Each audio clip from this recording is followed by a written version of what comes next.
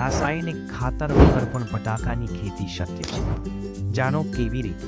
વિશેષતાઓ: આ ખાતરમાં બધા જ પ્રકારના ખોળ મળી જશે, જેવા કે લીંબોળી ખોળ, એરંડી ખોળ, તંબાકુનો દર, બોન પાવડર, સુગર કમ્પોસ્ટ અને પોલ્ટ્રી, અને સાથે સાથે ટ્રાયકોડર્મા, સુડોમોનાસ, પેસિલોબેક્ટેરિયા, માઇકોરાજા અને 14% ઓર્ગેનિક કાર્બન આમાં જ મળી રહે છે. આમાં રહેલા બેક્ટેરિયાના કારણે જમીનમાંથી આવતા ફૂગ, સુકારા અને અન્ય જમીનજન્ય રોગો સામે રક્ષણ આપે છે, જેથી પાકનો વિકાસમાં સારો એવો ફાયદો થાય છે અને પાકની ચમક જાળવી રાખે છે.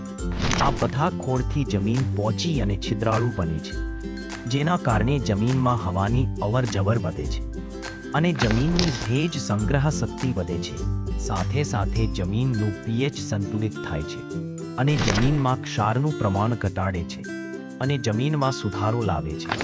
આ મિક્સ ખોળ ખાતરમાં સુગર કમ્પોસ્ટ અને બોન પાવડર હોવાથી જમીન સુધરે છે, સાથે સાથે ઉપજાઉ બને છે અને બોન પાવડરના કારણે જમીનમાં કેલ્શિયમ ભરપૂર પ્રમાણમાં મળી રહે છે, જેથી બટાકા મોટા અને ચમકદાર બને છે.